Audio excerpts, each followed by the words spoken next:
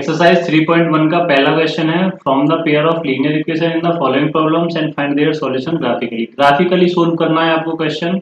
और क्या कह रहा है क्वेश्चन कि 10 स्टूडेंट हैं जिन्होंने क्लास 10th के हैं और मैथमेटिक्स क्विज में पार्टिसिपेट किया है।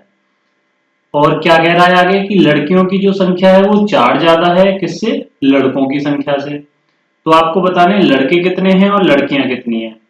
मान लो लड़कियां कितनी है, लड़के मान लिए हमने x हैं और लड़कियां मान ली हमने y है। सबसे पहली बात क्या है कि टोटल 10 स्टूडेंट हैं, यानी कि girls plus boys is equal to 10। ये इक्वेशन बनानी मत भूलना बेटा, ये गलती होगी, एरर होगा एग्जाम में। लड़का प्लस लड़की मिलाकर कितना बैठ रहा है बेटा, टोटल स्टूडेंट 10। आगे क्या कह रहा है कि नंबर ऑफ गर्ल्स, लड़कियों की जो संख्या है वो 4 ज्यादा है किससे, नंबर ऑफ बॉयज से। तो गर्ल्स कितनी मानी है आपने, y, और बॉयज कितने माने, x। कौन ज्यादा है, लड़कियां ज्यादा है ना बेटा, तो 4 किधर की तरफ ऐड करना पड़ेगा आपको, लड़कों की तरफ ऐड करना पड़ेगा। ये समझ गए, लड़कियां 4 ज्यादा है ना। और जब आप इक्वल का साइन लगा रहे हो ध्यान रखो, जैसे मैं फॉर एग्जाम्पल के लिए कहने लगूं कि लड़कियां हैं 14 और लड़के हैं 10, तो लैंग्वेज क्या बन रही है कि लड़कियों की संख्या लड़कों की संख्या से 4 ज्यादा है। समझ रहे हो ना, लेकिन दोनों इक्वल थोड़ी हो सकते हैं। संख्या किसकी ज्यादा है, ये लड़कियों की संख्या, क्योंकि लड़कों की संख्या तो 10 है, तो 4 किधर ऐड करना पड़ेगा, इधर, इक्वेशन को बैलेंस करने के लिए। तो लड़कियों की संख्या 4 ज्यादा का मतलब ये नहीं है कि y में 4 ऐड कर दो, आपको किस में ऐड करना पड़ेगा, x में 4 ऐड करना पड़ेगा। ये फर्स्ट इक्वेशन हो गई और ये होगी आपके सामने सेकंड इक्वेशन। अब क्योंकि ग्राफ से आपको आंसर देना है, इसका ग्राफ बनाकर आंसर देना है, तो चलो ग्राफ बनाते हैं, लेकिन उससे पहले पॉइंट लिए लेते हैं। पहली इक्वेशन के अकॉर्डिंग पॉइंट क्या मिलेंगे, पॉइंट क्यों लेते हैं पता है ना, ग्राफ पर शो करने के लिए हमारे पास कम से कम 2 पेयर तो होने चाहिए ना, x और y की वैल्यू तो होनी चाहिए ना। तो अगर हम पहली इक्वेशन के अकॉर्डिंग सोचें तो बेटा अगर हम x की जगह क्या रख दे, जो मन करे वो रखिए, ठीक है ना, आसान सी वैल्यू रखिए जिससे आसानी से आप ग्राफ पर सोल्व कर पाओ। ऐसा तो है नहीं कि 1000 रख दो, वो उससे भी जाएगा सोल्व, लेकिन आपके लिए इजी कैसे रहेगा, अगर मैं x मान लो 5 मान लूं तो y की वैल्यू यहां से क्या निकली 5।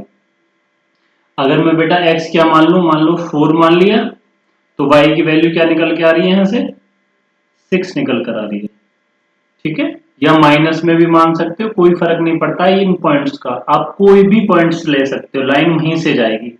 तो इस बात को तो रटना ही नहीं है कि 5,5 ही लोगे या x की वैल्यू 4 ही लेनी है, आप कोई भी वैल्यू ले सकते हो जो आपका मन करे, लाइन वहीं से जाएगी जहां से अब जाने वाली है। ग्राफ निकालिए। पॉइंट क्या है हमारे पास 5,5, क्योंकि x 5 लेनी है तो y भी 5 लेनी है, और जब x 4 लेंगे तो y 6 लेनी है। तो सबसे पहले देखते हैं 5,5 कहां होगा।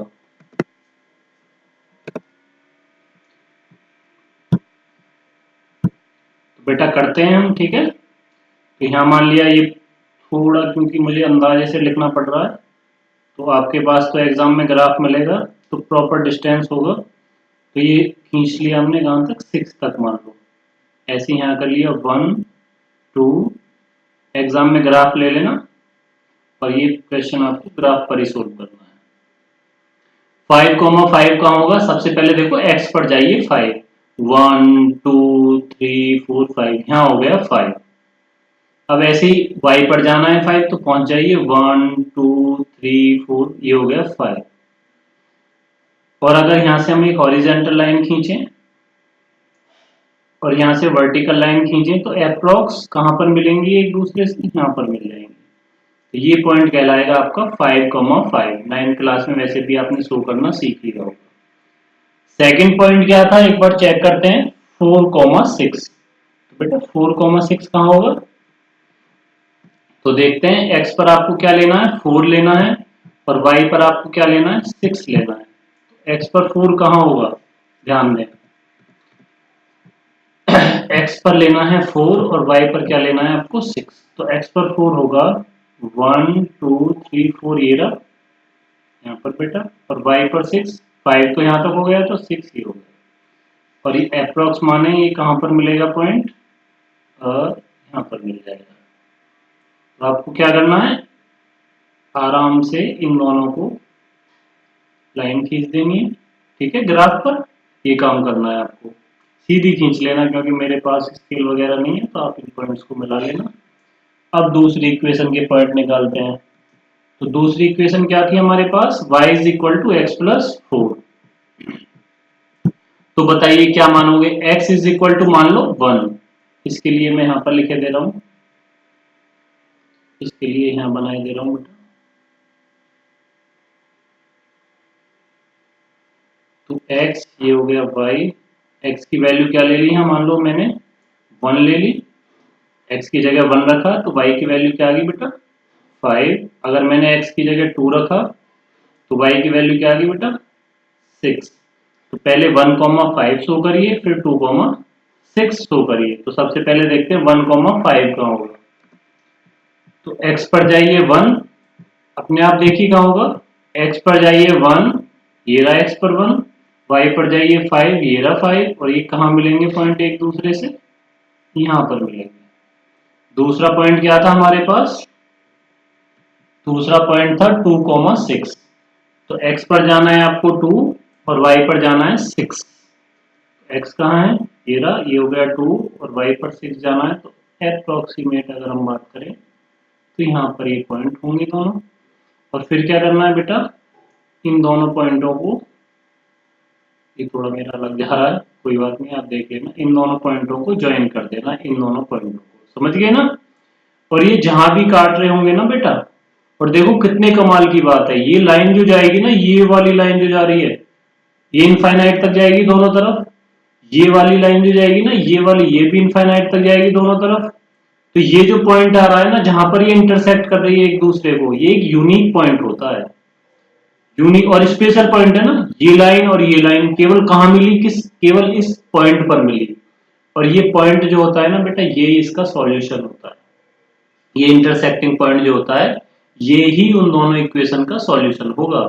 यानी कि ये पॉइंट क्या होगा तुम्हारे हिसाब से अंदाजे से, ये होगा आपका, क्योंकि क्योंकि लाइन जो है हमारी सही तरीके से नहीं गई है, तो ये लगभग कहां पर मिलेगा 3,7, 2,8 हो सकता है क्या, नहीं हो सकता। क्यों नहीं हो सकता 2,8, क्योंकि लड़कियों की संख्या 4 ज्यादा है लड़कों से, ये तो 6 ज्यादा हो जाएगी। तो 3,7 पर होगा वो, देख लेना जब आप ग्राफ पर शो करोगे ना ऐसे, तो पॉइंट एकदम एक्यूरेट मिलेंगे और आपको आंसर मिलेगा ये यूनिक पॉइंट जो है 3,7, ठीक है। और अगर आपको थोड़ा बहुत डाउट हो कि हमारा आंसर सही है या गलत है, तो आप एक बार चेक कर सकते हो इक्वेशन में रखकर। कैसे, देखो पहली इक्वेशन क्या है, x plus y is equal to 10। तो हमारी वैल्यू क्या आई है 3 और 7, यूनिक पॉइंट जो आया। तो अगर मैं x की जगह 3 रखूं, y की जगह 7 रखूं, तो 3 प्लस 7 10 हो गया। और अगर मैं यहाँ रखूंगा और y की जगह 7 रखूं और x की जगह 3 रखूं, तो ये भी इक्वेशन बैलेंस हो जाएगी, 7 इज इक्वल टू 7, यानी कि हमारा आंसर करेक्ट है। और कभी भी इस बात से नहीं डरना है कि आप पॉइंट क्या लें, आप कुछ भी पॉइंट लोगे। अगर मान लो मैं 100 ले लेता x की वैल्यू, सपोज करो x मैंने मान लिया 100, तो y क्या निकल कर आएगा, यहाँ से 10 में से 100 गया, कितना बचा माइनस के 90 निकल कर आएगा, ठीक है। तो एक बार ग्राफ देखिए, तो जब आप ग्राफ पर x पर 100 देखोगे, इस लाइन पर ही कहीं 100 होगा, समझ रहे हो बेटा। ये x जो है इसी लाइन पर आगे चलकर 100 होगा, इस लाइन पर कहीं आगे चलकर 100 होगा, मान लो आगे चलकर। तो फिर आप -90 जब जाओगे, नीचे की तरफ जाओगे -90, तो ये जो लाइन जा रही है ना, ये जो लाइन मैंने खींची है, ये 100 -90 जो मैं बोल रहा हूं, ये पॉइंट जो है इसी लाइन पर होंगे, समझ रहे हो ना। अगर आप x की वैल्यू 1 लाख भी मानते हो और y की जो भी वैल्यू आती है, तो ये पॉइंट भी इसी लाइन पर होंगे, ये ध्यान रखना। इस लाइन पर इनफाइनाइट पॉइंट है, हर वो पॉइंट होगा जो आप मान सकते हो, तो आप कोई भी वैल्यू ले सकते हो, ठीक है। अब आप इसका देखिए सेकंड पार्ट। सेकंड पार्ट क्या कह रहा है कि बेटा 5 पेंसिल हैं और 7 पेन है। सपोज करो आप दुकान पर गए और वहां से आपने 5 पेंसिल ली और 7 पेन ली, ठीक है, लेकिन दुकानदार ने आपको ये नहीं बताया है कि पेंसिल कितने की है और पेन कितने का है। उसने कह दिया 50 रुपए दे दो और आपने दे दिए, लेकिन आपको ये नहीं पता है कि पेंसिल कितने की है और पेन कितने का। देखो मैथ का कितना अच्छा यूज कर सकते हैं। दोबारा तुमने क्या करा, अगले दिन 7 पेंसिल ली और 5 पेन लिए एक साथ, और उसके पैसे कितने पे करके आए हो, 46, और घर आ गए हो, ठीक है ना। तो अब घर आपने सोचा कि यार पेंसिल कितने की थी और पेन कितने का था, तो यहां से आप इक्वेशन बनाकर अपने आप अपने दिमाग से खुद भी निकाल सकते हो कि पेंसिल की कीमत क्या थी और पेन की कीमत क्या थी। और ये भी ध्यान रखना, जब दो वेरिएबल हमारे पास हों तो हमारे पास कम से कम दो इक्वेशन होनी चाहिए उनकी वैल्यू निकालने के लिए। समझ रहे हो ना। 9th में क्वेश्चन भी था, मान लो x plus y is equal to 2 है, तो यहां से तो बेटा इनफाइनाइट वैल्यू निकलेंगी। कैसे निकलेंगे, देखो x 1 हो सकता है, y भी 1 हो सकता है, x 2 हो सकता है तो y माइनस 1 हो सकता है, x 3 हो सकता है बेटा तो y क्या हो सकता है, माइनस 1 हो सकता है, x 4 हो सकता है तो बेटा y क्या हो सकता है, माइनस 2 हो सकता है। तो यहां से तो इनफाइनाइट मान निकलते हैं। यूनिक वैल्यू निकालने के लिए, यानी कि एक निश्चित वैल्यू निकालने के लिए जरूरी है, अगर आपके पास दो वेरिएबल हैं तो आपके पास कम से कम दो इक्वेशन होनी चाहिए, यानी कि इसके साथ एक इक्वेशन और होगी तो हम आसानी से निकाल पाएंगे। कम से कम एक और तो हो, अधिक से अधिक होंगी तो और ज्यादा फायदा, लेकिन एक तो कम से कम होनी चाहिए बेटा। अगर 3 वेरिएबल आ जाते हैं तो हमारे पास कम से कम 3 इक्वेशन होनी चाहिए, ठीक है ना। यहां से तो इसके इनफाइनाइट सॉल्यूशन हो जाएंगे। यूनिक सॉल्यूशन देखो, अब सपोज करो 5 पेंसिल ली, हमने मान ली कि पेंसिल की जो कॉस्ट है वो x रुपए है, समझ गए ना बेटा, और पेन की कीमत जो है वो y रुपए है। मान लो पेंसिल x रुपए की है और पेन y रुपए का है, समझना ज्यादा जरूरी है बेटा। अगर आप समझ जाओगे तो सॉल्यूशन तो ये है कि गूगल पर डाल दोगे, इसके 100 सॉल्यूशन निकल कर आएंगे। वहां से इंपॉर्टेंट ये, क्या वो सॉल्यूशन तुम समझ पा रहे हो, तो वो सॉल्यूशन समझना ज्यादा जरूरी है। तो यहाँ पहले क्वेश्चन को समझिए, आंसर तो आपको जहां चाहो वहां से मिल जाएंगे, जहां चाहोगे वहां से सॉल्यूशन मिल जाएगा। तो देखिए 5 पेंसिल हैं। अब एक बात बताइए, दुकान से एक पेंसिल ली, दुकानदार ने बताया 10 रुपए की है, तो 5 पेंसिल कितने की हो जाएंगे बेटा, सिंपल सी बात है 50 रुपए की हो जाएंगी, ठीक है ना। लेकिन यहाँ पर एक पेंसिल की कीमत है x, क्योंकि तुम जब 10 पेंसिल लोगे तो उसकी कीमत होगी 5 गुणा 10। अब क्योंकि यहाँ हमें कीमत नहीं पता है एक पेंसिल की और हमने क्या मानी है, वो x मानी है, तो यहाँ कीमत बेटा आपको लेनी पड़ेगी 5x। समझ गए ना। फिर क्या करा आपने, दुकानदार से पूछी एक पेन की कीमत कितनी है, मान लो उसने 5 बता दिया, तो 7 5 35 हो जाएगा। पेन की मल्टीप्लाई किसमें हो जाती है, जो कॉस्ट दुकानदार बताता है। टोटल पेन 7 है और उसने एक पेन की कीमत बताई है 5, तो 7 5 35 हो गया। तो लेकिन यहाँ एक पेन की कीमत हमने क्या मानी है, y, तो 7y हो गया, यानी कि प्लस के 7y। दुकानदार को पैसे कैसे दिए होंगे तुमने, 5 गुणा एक पेन की कीमत, यानी कि एक पेंसिल की कीमत, प्लस 7 गुणा एक पेन की कीमत, तभी आप उनको कुल मिलाकर कितने रुपए देकर आए हो, 50 रुपए देकर आए हो। ऐसी दिए है ना भाई। मैंने मान लो दुकान से 2 पेंसिल खरीदी और 3 पेन खरीदे, तो मैं पूछूंगा सर अंकल एक पेन कितने का, उन्होंने बताया 10 रुपए का, 2 पेन कितने को हो जाएंगे, 20 के। सिंपल सी बात है, मल्टीप्लाई हो जाती है। तो 5 गुणा x और 7 multiply y is equal to 50, ये होगी आपके सामने एक इक्वेशन। दूसरी इक्वेशन की बात करें तो ये भी सिंपल है, 7x, क्योंकि 7 पेंसिल हैं तो ये हो गया 7x बेटा, और 5 पेन है तो 5y हो गया, इज इक्वल टू हो जाएगा 46। ये हो जाएगी सेकंड इक्वेशन। एक इक्वेशन होगी, दो इक्वेशन होगी। अब इसका आप ग्राफ बनाना है, ग्राफ बना सकते हो, पीछे मैं आपको बता चुका हूं जिस तरीके से ग्राफ बनाना है। कोई भी पॉइंट ले लेना, क्योंकि मेरे पास यहाँ ग्राफ नहीं है, लाइन थोड़ी इधर उधर हो जाएगी, तो पॉइंट से डरना नहीं है, कोई भी पॉइंट लेना। केवल इसमें ये सोचना पड़ेगा बेटा, पॉइंट लेते समय ध्यान रखना कि फ्रैक्शन ना आए, 2/3 3/5, कोशिश करो इंटीजर मिले जिससे आसानी से आप सोल्व कर पाओ। तो क्या पॉइंट ले सकते हो, अब मान लो किसी बच्चे ने मान लिया, अगर पहले इक्वेशन के पॉइंट निकाल कर आपको दिखाऊं, क्या एरर करोगे और कहां फंस जाओगे एग्जाम में। लास्ट ईयर इसमें एक और इस सवाल में क्या हुआ था मैं आपको बता रहा हूं, एग्जाम में ऐसे भी आ सकता है, आप ये मत रट लेना कि 5x plus 7y is equal to 50। 7x plus 5y is equal to 46। ऐसे नहीं रटना है।